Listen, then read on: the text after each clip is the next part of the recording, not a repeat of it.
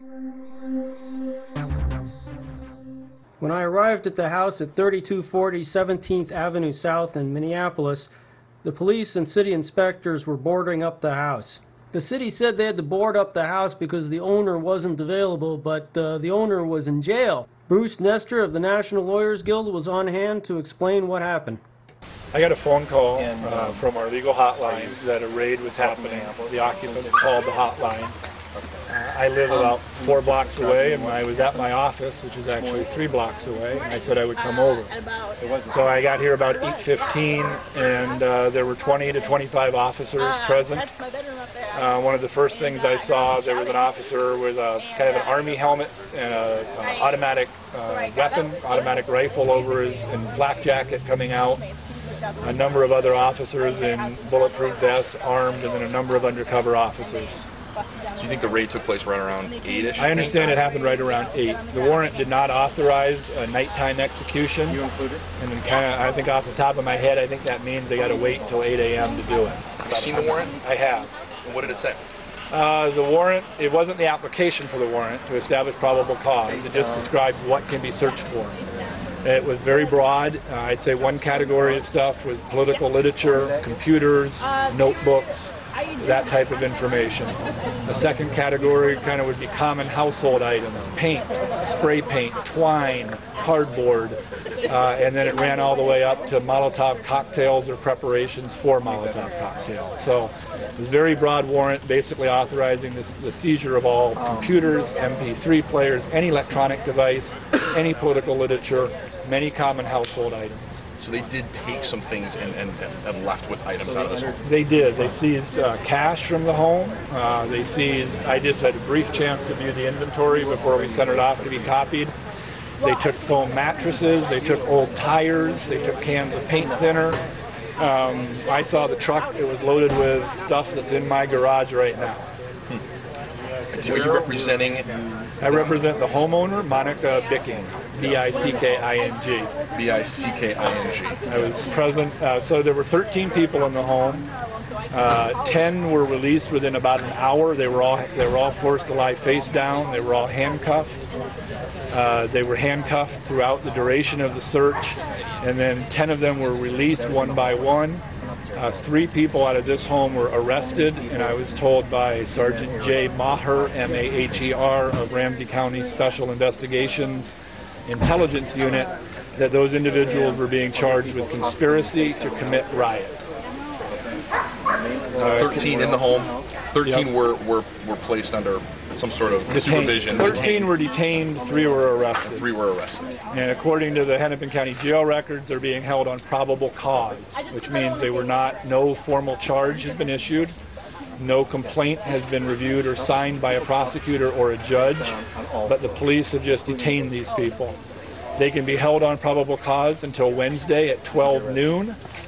In my view, this is a preventive detention action by the Ramsey County Sheriff's Department. It's designed to keep people off the streets. It's designed to scare people from participating in protest activity. The single best thing that other citizens can do is to speak out against these violations of people's rights and to come out in the streets and join people in a democratic exercise over the next week. This raid warranted or unwarranted then in your opinion? Look, if this raid was warranted, people would be arrested on criminal complaints. They executed a warrant last night at the Convergence Center, and I'll guarantee you, I may be wrong, but I'll guarantee you they did not seize any illegal evidence of illegal activity out of that Convergence Center. This is a politically motivated raid. The charge used here was used to prosecute the Chicago 8 in 1968.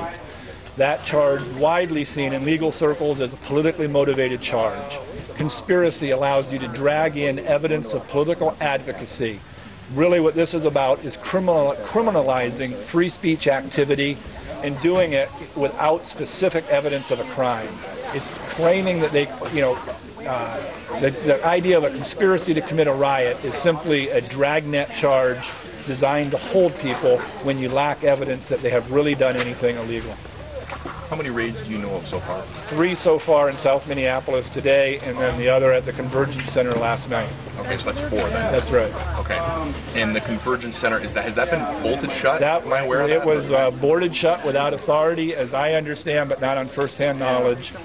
Dave Thune, a St. Paul City Council person, has worked with city regulatory staff so that will be reopened by this afternoon.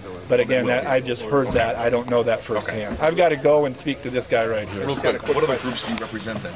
I'm a president of the Minnesota chapter of the National Lawyers Guild. Yep. Most of my public comments are in that capacity, but my representation to this house is as the owner of the house. How upset are you? This police do this all the time. I just need a contact from my guy. Okay. Okay? Just call me. I'm upset because I pay taxes here. I want people to have a police force that protects them, that doesn't suppress their rights. I believe that, we have a tremendous amount of idealism and hope coming to our streets in the next few days to speak out for change, and not just, the Democratic Party type of change, but change that this country really needs. And it's horrible that our police force and our tax dollars are going to suppress that idealism and that energy rather than to celebrate it. We know the convention's a pre-scripted operation. What's happening in the streets is really a democratic exercise. We should be embracing that. As an attorney, a member of the legal profession, I embrace it. I embrace people exercising their rights. I wish that's what the entire city was doing. Okay, well, thank you so much. Were the people in here, you think they were planning to peacefully protest? In your opinion? Yep. And look, even though everyone's getting outraged about the anarchists, okay, the worst thing that's being said that people are trying to do is blockade streets. No one is talking about hurting people. The police in Denver say, oh, we arrested people because missiles were thrown at us, rocks were thrown at us. There's hundreds of cameras, hundreds of video cameras in Denver, not a single picture. These are made-up threats by the police. We are not threatened. Our public security is not threatened by a blockaded street. Our society can survive if the Republican National Convention runs an hour or 2 behind schedule because a delegate bus is delayed. We can deal with this without violating people's rights and with recognizing that the right to protest doesn't just mean sending emails. It means getting out in the streets, speaking loud, and maybe doing things that not everybody approves of, but aren't violent and don't threaten our society.